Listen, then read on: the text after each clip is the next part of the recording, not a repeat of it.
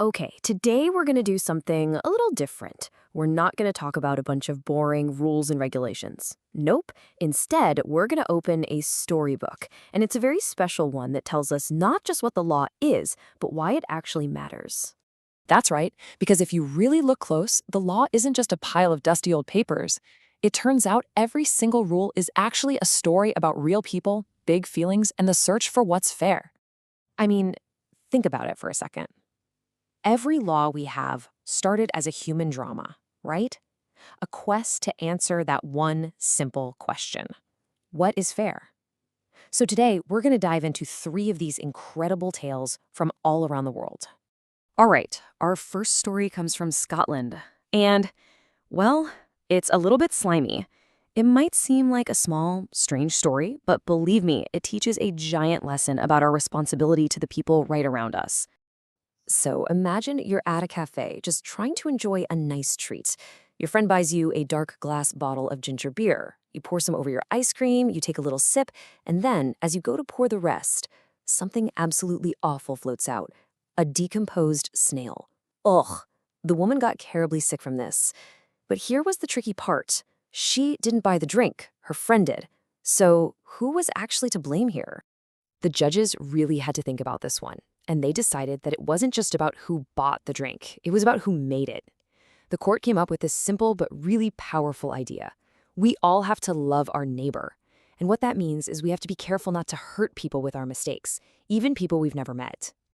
And just like that, out of this one gross little snail, a huge legal idea was born, the duty of care.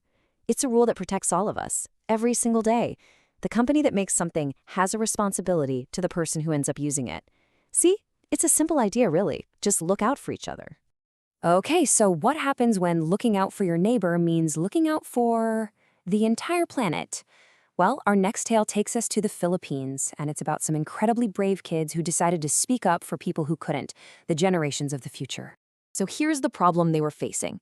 The government was giving companies permission to chop down the country's precious rainforests. But on the other side, you had this group of children who saw what was happening and thought, hang on a second, what about the future?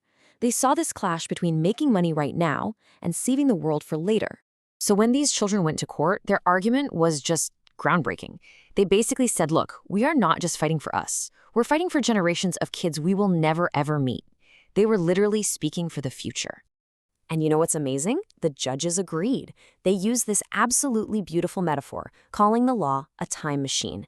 They said that every generation has a duty to the next one to protect the rhythm and harmony of nature. This story really shows us that the things we do today can echo way, way into the future.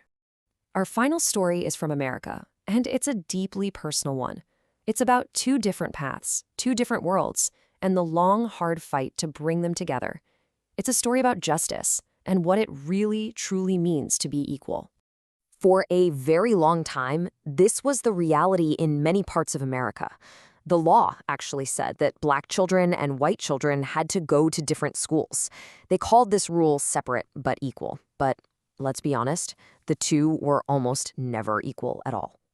But then, the judges in the Supreme Court finally looked beyond just the words written on paper.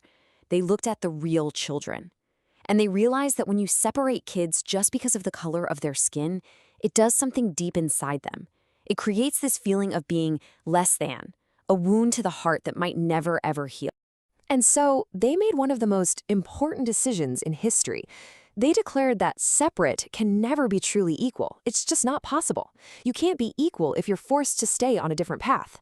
And that ruling finally opened the school doors so that all children could walk the same path together. So we've traveled from a cafe in Scotland to the rainforests of the Philippines and all the way to the school steps of America. After all that, what do these three tales from our storybook actually teach us? Well, each story shows us a different part of what it means to be fair. The snail? That taught us about our duty to our neighbors, the people right next to us. The kids fighting for the trees? They taught us about our duty to the future. And the story of the two paths? That taught us our most important duty of all, to treat every single person with dignity. So you see, the law isn't some distant, dusty thing. It's a living, breathing storybook that we are all writing every single day with our actions. And that really just leaves one final question, doesn't it? What story of fairness will you help write?